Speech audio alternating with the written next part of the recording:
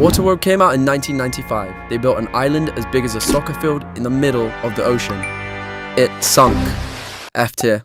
The Matrix Reloaded cost $150 million. $40 million of that went to one scene. Every second of that scene cost $222,000 in CGI. Talking of Titanic, in 2009, director James Cameron went on record saying he didn't actually want to make the movie, he just really wanted to see the shipwreck. So he convinced Bill Mechanic to give him $100 million to go and see it. Bill Mechanic must have been permanently drunk that year, as he also decided to build a replica of the Titanic. At the end of the shoot, the crew sat down for a celebratory bowl of lobster can chowder. James stands up to make a speech.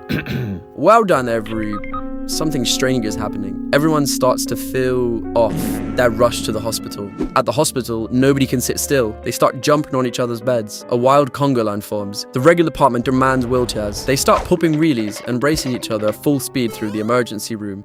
Their succulent lobster can chowder had been laced with PCP, otherwise known as angel dust. To this day, the culprit remains unknown. In 1996, Titanic officially became the most expensive movie ever made, with its budget spiraling to $200 million. Every analyst predicted financial ruin for Fox, but it grossed $2.2 billion. James Cameron got to do what he wanted forever. Strong S tier. 4 years ago, Warner Bros. Held a funeral for the Batgirl movie. Terrified it would flop, the master plan to recoup part of their $90 million was to delete it. So tax write-offs, unmankable. Charlie and the Chocolate Factory came out in 2005, and this is not Johnny Depp. For the scene where that annoying girl gets thrown into the incinerator by the squirrels, Tim Burr looked at the scene and said, yeah, let's just use grow squirrels. They trained 40 squirrels over 19 weeks to crack these nuts. Against a $250 million budget, it made $1 billion, which is a lot of money, but the most expensive movie cost about much just to make. Truly a childhood-defining movie, strong A tier. In 1981, the most dangerous movie ever came out, Raw. Tippi Hedren adopted 150 wild lions, wanting to make a movie showing how misunderstood they were. They originally scheduled production for 6 months, but that prolonged to over 11 years as everybody in the crew was violently attacked, including the cinematographer having his scalp ripped off, another guy having his throat bitten open. They cast their entire family in the movie, including their teenage daughter who had her facial reconstruction surgery and almost lost an eye. After every attack, Tippi's husband Noel blamed the victims, saying they moved too fast or showed fear, never the untamed lions. They self-funded the movie for $58 million. It bombed at the box office, along with their marriage. This is potentially the coolest movie ever made, S tier. Paramount Pictures spent $25 million shooting the final epic battle for World War Z, set against a snowy Russian landscape. But if you've seen the movie, you know there is no final snowy battle, cause they watched it back, deemed eternally incorrect, and destroyed every frame. Sick movie, solid A tier. Dwayne Johnson was paid $50 million to play Callum Drift of Red One. 20th Century Fox greenlit Cleopatra for $2 million in 1958. 1 year and 4 months later, they had spent $7 million and not shot a single scene. First, they went to Pinewood Studios in London, where they built the city of Alexandria, but it was so cold the lead actress almost died of pneumonia and the director quit. New director Joseph Mankiewicz demanded they move to Italy, where they rebuilt the city of Alexandria. But such were out of room, so tore parts of it down, only to realise they'd missed some scenes and had to rebuild them. Fox had to sell 300 acres of their backlot to keep funding the movie. Mankiewicz wanted his passion project to be 6 hours long. Studio president Daryl Zanuck fired him. On June 12, 1963, Cleopatra was released in theatres. They had spent $44 million, and adjusted for inflation, that's over $450 million. So if it wasn't obvious, this movie was cursed by an ancient Egyptian god. However, for $500 million, this movie was mid. John Carter is the biggest box office flop of all time. Originally titled John Carter of Mars, but executives got paranoid that would alienate teenage girls. I'm literally no one who watched a trailer can explain what the movie was about. B tier. Stalker came out in 1979, costing 1 million rubles, which, under the Soviet Union, was one of the most expensive films. The average rent back then only costed 6 to 8 rubles. While scouting the Jagala River in Estonia, Soviet auteur Andrei Tarkovsky discovered a mysterious foam-like substance in the river. They spend 12 hours a day swimming in the river, crafting the perfect shot. 4 years later, one of the lead actors dies from a specific type of bronchial cancer. 4 years after that, Andrei, followed by his wife, both died from the exact same type of bronchial cancer.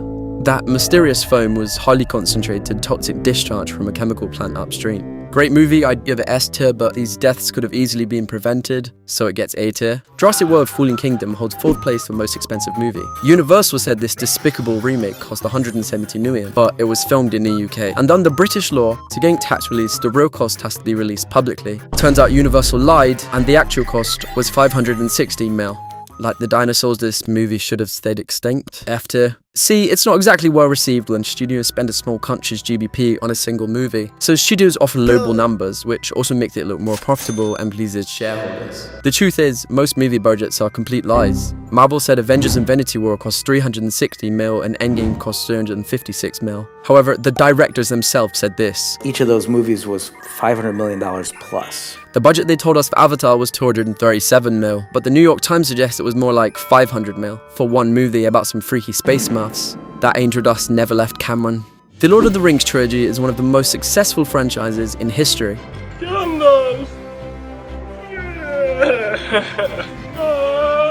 It also lost $3 billion, at least according to New Line Cinema, until they were sued. New Line CEO Robert Shea used a classic technique called Hollywood accounting. If we don't pay our taxes, the IRS will hunt us down. But if you're at a movie studio, you can just invent math. New Line set up multiple shell companies, lend themselves money, charge themselves interest on that loan, and on top of that, a 50% distribution fee. Apparently $3 billion. On paper, they didn't have to pay anyone royalties. Typical Bob. I'd lose $10 billion to make this franchise. Esther. Harry Potter and the Order of the Phoenix bought a $938 million against a $150 million budget, yet it lost Warner Bros. 167 mil. They were also sued. In 2014, whilst filming The Hunger Games Part 2, legend Philip Seymour Hoffman tragically passed away from a job over this. Filmmaker Francis Lawrence said it would have been catastrophic to use CGI to replace one of the greatest actors of all time, and instead, we were at the ending. So CGI of not just actors building massive sets, studios panicking, accidents, could not be very expensive. The example that encompasses all of this perfectly is the most expensive movie ever made. Star Wars: The Force Awakens. On October 30th, 2012, Disney buys Lucasfilm for $4 billion, and on the same day, announced the next Star Wars movie will be released in 2015, 3 years away. The original budget was estimated at around $250 million. They bring on Toy Story 3 writer Michael Arndt. 1 year later, he quits. J.J. Abrams takes over. He discards the script. They start filming in May of 2014. 1 month later, a hydraulic door aboard the Millennium Falcon slams shut, snapping Harrison Ford's leg. JJ rushes in. The door slams on him, breaking his back. Disney gets fined $2 million, and for 60 days they have to put a 1,600 person Hollywood crew on standby, along with half of Pinewood Studios. During this period, Abrams makes a kind gesture of rewriting half the script again. And from the beginning, Disney knew if this reboot was going to be successful, they couldn't just make a green screen movie. Building a full-size Millennium Falcon, multiple X-Wings and a TIE fighter, going to Abu Dhabi and using the UAE military to build a city in the middle of the desert, where temperatures reached 122 degrees. They filmed on an active volcano in Iceland before logging the production up 600 steps to a desolate 6th century island 7 miles off the coast of Ireland. For a 2-minute scene of Luke staring at a lightsaber. They also built a forest in a soundstage. They had ruthless paparazzi following them everywhere, firing drones all over the set. Someone in a small plane leaked these photos. A person on the inside leaked the exclusive pics twice. By the end of 2015, the budget reached an astounding 890 mil, but there's something we're missing, an extra cost that all movies have. The Force Awakens spent an estimated 250 mil on it. Marketing.